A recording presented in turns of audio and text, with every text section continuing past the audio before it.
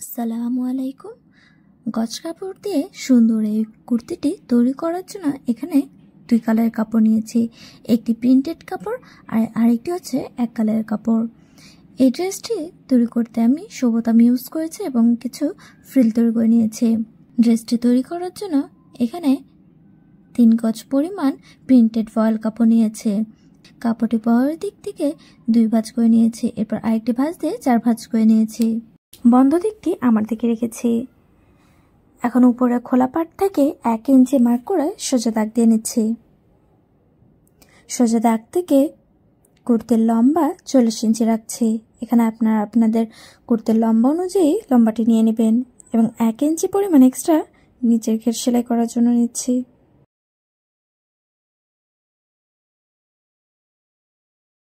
তারপর সোজা দাগ দিয়ে নিচ্ছি।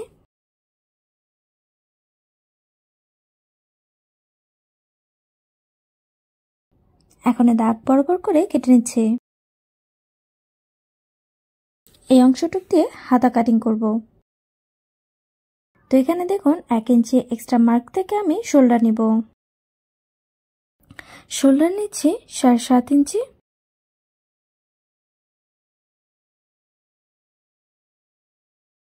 এক ইঞ্চি থেকে আর্মহোলের জন্য 7.5 ইঞ্চি নিচ্ছি।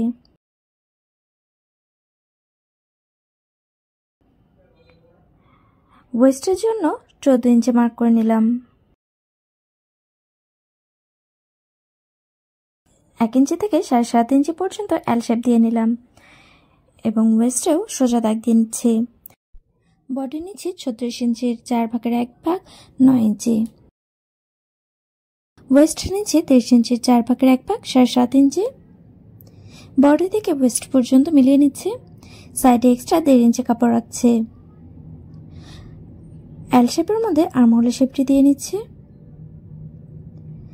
এখন এল শেপের কর্নার থেকে 1 ইঞ্চি ভিতরের দিকে মার্ক করলাম। শোল্ডার থেকে এই 1 ইঞ্চি পর্যন্ত মিলিয়ে নিচ্ছি। তারপরে কর্নার থেকে 1 ইঞ্চি সামনের দিকে মার্ক করে নিলাম। এখন উপর শোল্ডার থেকে 1 ইঞ্চি পর্যন্ত তালপাটি শেপটি এঁকে নিলাম। এখন কোমর থেকে দেখুন নিচের ঘের পর্যন্ত এভাবে ইঞ্চি টেপটি ধরবো। কাপড়টি যেহেতু 2 হাত বহরের কাপড়, তাই কিন্তু এখানে ঘেরের দিকে জয়েন দিতে হবে। আপনারা চেষ্টা করবেন 2.5 হাত বহরের কাপড় নিতে, তাহলে আর এই জয়েন্টটি দিতে হবে না। তারপর আমি মার্ক করা অংশটুকু কেটে নিচ্ছি। সাইডের এই কাপড়টি নিচের ঘেরের দিকে এভাবে বসিয়ে নিচ্ছি। শোল্ডার থেকে নিচের ঘেরে 40 ইঞ্চি পর্যন্ত মার্ক করে এভাবে রাউন্ড করে নিলাম। এখন দাগ বরাবর করে কেটে নিচ্ছি।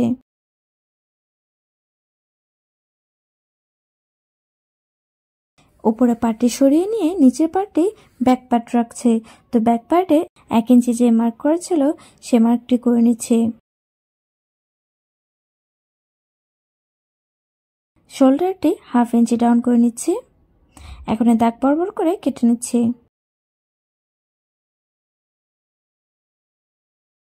তারপর ফ্রন্ট পার্টটি বিছিয়ে নিলাম। ফ্রন্ট পার্টেও 1/2 ইঞ্চি শোল্ডার ডাউন করে নিচ্ছি এবং তাল পার্টটিও কেটে নিচ্ছি।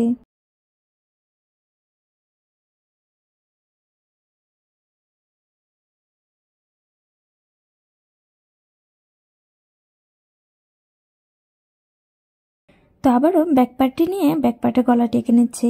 এখানে শোল্ডার নিচ্ছি 2.5 ইঞ্চি এবং ডিপ নিচ্ছি 2 ইঞ্চি। যেহেতু একটু উঠানো গলা দেবো তাই আমি ডিপ 2 ইঞ্চি নিচ্ছি। তারপর রাউন্ড করে নিচ্ছি।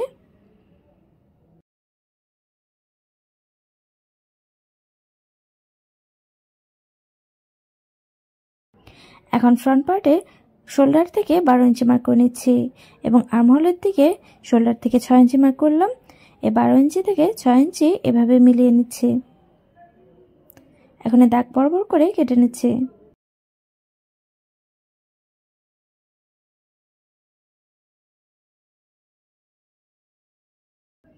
কাট করা অংশটা সরিয়ে রাখছি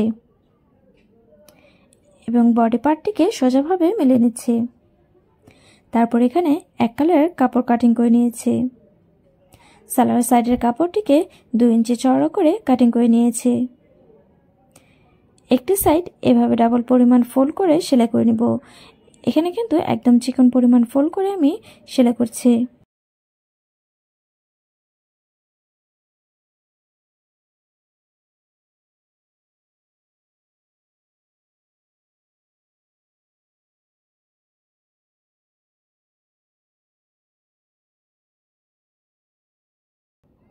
তারপরে এই কাপড়টিকে অপর সাইডটিতে আমি ফ্রিল করে নেব। দেখুন হাত দিয়ে এভাবে ধরে ধরে আমি ফ্রিলটি করে নিচ্ছি। এইভাবে ফ্রিল করে নিলে সবগুলো ফ্রিলই একদম সমানভাবে হবে।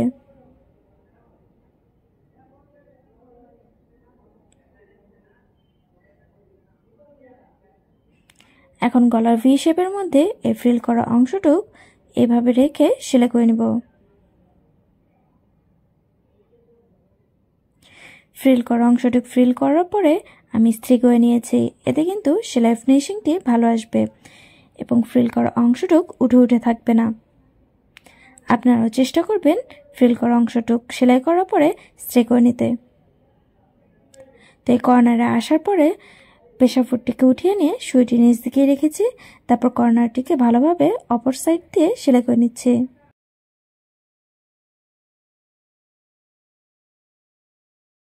ফ্রিলের অংশটি কিন্তু সোজাভাবে বিছিয়ে নিয়েছি। এক্সট্রা অংশটা কেটে নিচ্ছি।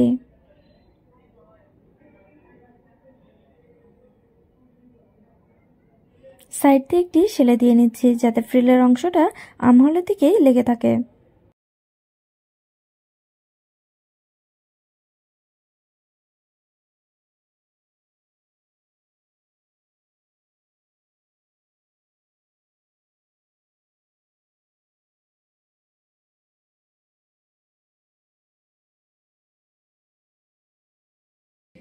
এখন ভি শেপের মিডল পয়েন্টে একটি কাট দিয়ে নিচ্ছি।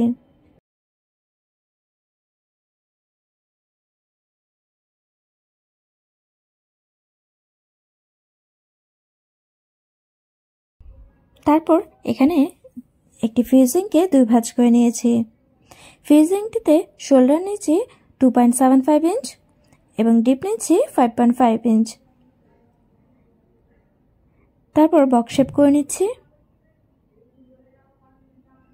এখন এই বক্স শেপের মধ্যে রাউন্ড কলার শেপটি দিয়ে নিচ্ছি।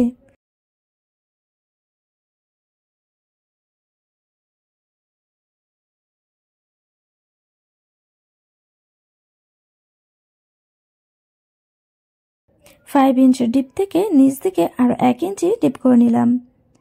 তো সাইড বড় তো রাউন্ড শেপ থেকে সব দিক দিয়ে 1 ইঞ্চি ডিপ ডিপ করে নিয়ে আবারও আরেকটি রাউন্ড শেপের গলা এঁকে নিচ্ছি। এখন এই রাউন্ড শেপের নিচের দাগটি থেকে 1/2 ইঞ্চি পরিমাণ একটি মার্ক করলাম, নিচের দিকেও 1/2 ইঞ্চি মার্ক করলাম। এখন এই দুটি মার্ক স্কেল দিয়ে দাগ দিয়ে সোজা করে নিচ্ছি। তারপরে দাগ বরাবর করে গলার ফিউজিংটি কেটে নিচ্ছি।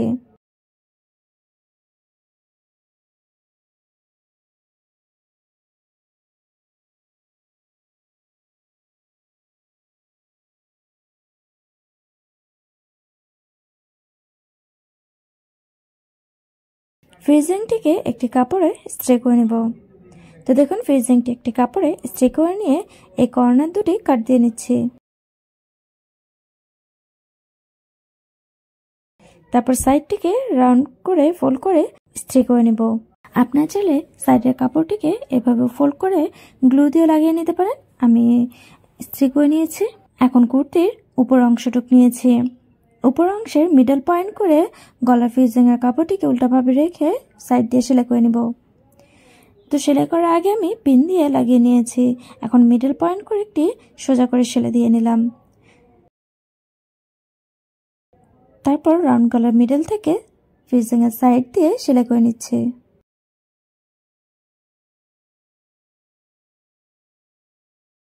এখন গলার অপর সাইডটিও সেলাই করে নেব। এর জন্য রাউন্ড গলার সামনের দিক থেকে সেলাইটি স্টার্ট করেছি।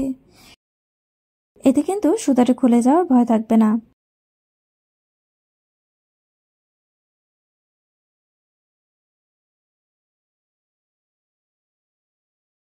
ফ্রিজিং এর সাইডে 200 পরিমাণ এক্সট্রা কাপড় রেখে মাঝের কাপড়টি কেটে নিচ্ছি।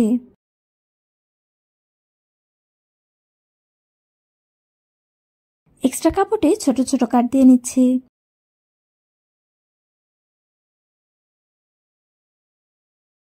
তারপর ফ্রিজিংটিকে উল্টিয়ে সোজা পাঠিয়ে নিচ্ছি।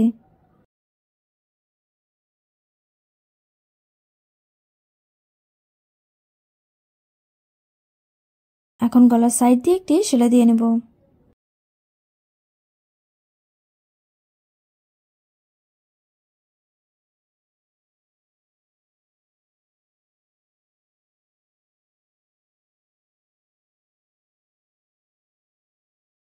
এরপর অপর সাইড দিয়েও সেলাই করে নেব।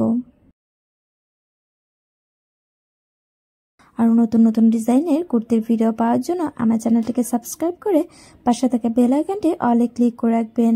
আর আজকের এই কুর্তি ডিজাইনের ভিডিওটি যদি ভালো লাগে তাহলে অবশ্যই আমার ভিডিওটিতে একটি লাইক দিবেন এবং যারা সেলাই কাজ পছন্দ করে তাদের সাথে শেয়ার করবেন।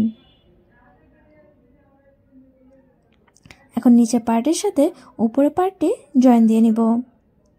এখানে দেখুন নিচের পার্টে 1/2 ইঞ্চি এবং উপরের পার্টে 1/2 ইঞ্চি সেলাইতে চলে যাচ্ছে। টোটাল 1 ইঞ্চি কিন্তু আমি শোল্ডারের দিকে এক্সট্রা রেখেছিলাম, সেই অংশটি এখান দিয়ে চলে যাবে।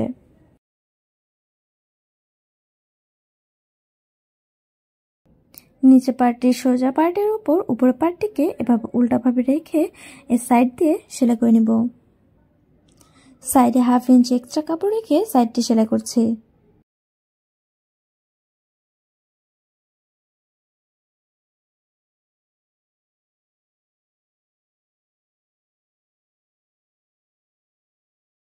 এখন সোজা করে নিয়ে এর উপর দিয়ে একটি চাপ সেলাই দিয়ে নেব।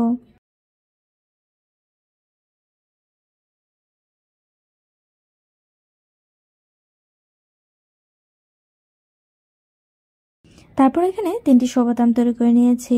প্রিন্টেড কাপড় দিয়ে 3টি শোভাতাম তৈরি করে এখানে সেলাই করে নিয়ে পাটি গলার অংশটুক তৈরি করার পরে এখন সাইডের জোড়া অংশটুক সেলাই করে নিব। তো ফ্রন্ট পার্টি সোজা রাখবো এবং সাইডের জোড়া অংশটুক এভাবে উল্টাভাবে রেখে সেলাই করে নিব। সেমভাবে অপর সাইডটিতেও এই জোড়ার অংশটুকু উল্টাভাবে রাখবো, তারপর সাইডটি জোড়া দিয়ে নিব। তো দেখুন এখানে সাইডের জোড়াটা আমি সেলাই করে নিয়েছি। এখন ব্যাক পার্টেও আমি সেমভাবে নিচের ঘেরের জোড়া অংশটুকু সেলাই করে নিয়েছি। এখন ফ্রন্ট পার্টের সোজা পার্টের উপর ব্যাক পার্টটি উল্টাভাবে বিছিয়ে নিয়েছি।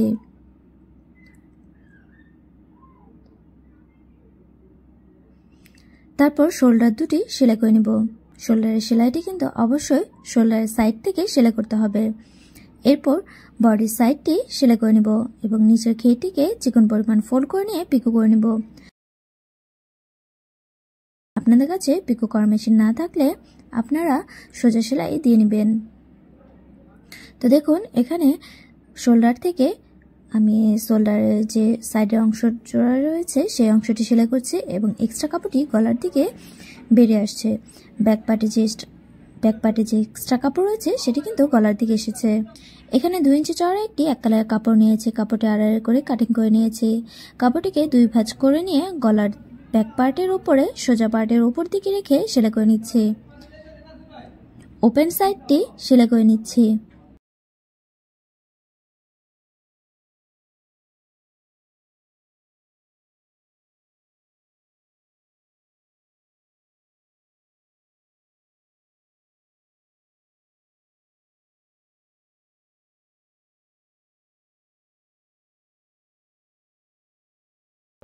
উপরে এক্সট্রা কাপড়টি কেটে নিলাম।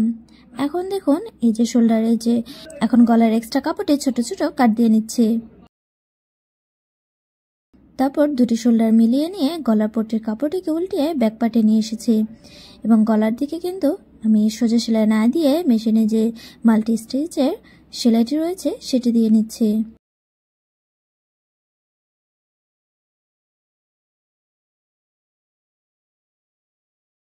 এই সেলাইগুলো দিয়ে নিলে কিন্তু ব্যাক পার্টের কাপড়টি গুছিয়ে থাকে না। পিছন দিকের এক্সট্রা পট্টির কাপড়টিকে এভাবে ফোল্ড করে শোল্ডারটির উপরে সেলাই করে নিচ্ছি। এবং শেষ দিকে টাক সেলাই দিয়ে নিলাম। এতে সুতাটা কিন্তু খুলে যাবে না।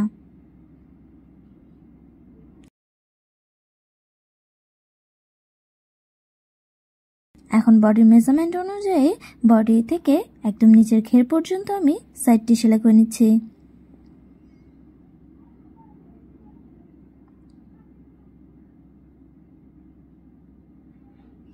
দুটি সাইডে আমি সেম পরিমাণ করে সেলাই করে নিয়েছি।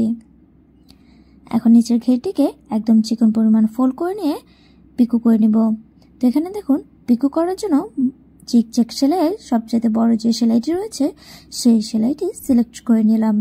তারপর ঘেরের অংশটিকে একদম চিকন পরিমাণ ফোল্ড করে নিয়ে সেলাই করছি। এখানে একটি ফোল্ড করে নিয়ে আরেকটি ফোল্ডকে এভাবে ধরে নিয়ে সেলাইটি করে নিচ্ছি।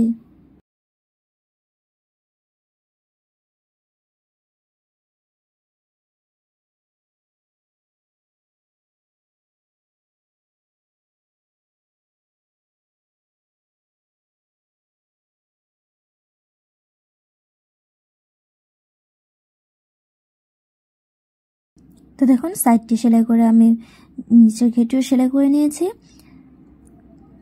এখন আমি বডি পার্টটিকে সোজা করে নিচ্ছি। তারপর এখানে দেখুন আমি দুটি কফ হাতা তৈরি করে নিয়েছিলাম। এই কফ হাতা কাটিং এবং স্টিচিং এর ভিডিও আমার চ্যানেলে দেওয়া রয়েছে, আপনারা চাইলে দেখে নিতে পারেন। গলার মধ্যে যেহেতু শোবোতাম দিয়েছি তাই কফের মধ্যে আমি শোবোতামগুলো ইউজ করেছি। বডির সাথে হাতা দুটি আমি জয়েন দিয়ে নেব। আমার অনেক ভিডিওতে আপনারা বডির সাথে হাতা কিভাবে জয়েন দিতে হয় তার ভিডিও দেখেছেন, আর যদি দেখে না থাকেন তাহলে সেই ভিডিওগুলো আপনারা একটু চেক করে নেবেন। তো আজকের এই কুর্তির ডিজাইনটি কেমন হলো তা কিন্তু অবশ্যই আপনারা আমাকে আমার ভিডিওটিতে একটি লাইক দিয়ে এবং কমেন্টস করে জানাবেন। আর ভিডিওটি ভালো লাগলে বেশি বেশি শেয়ার করবেন। তো আজ এই পর্যন্তই। Thank you for watching. আল্লাহ হাফেজ।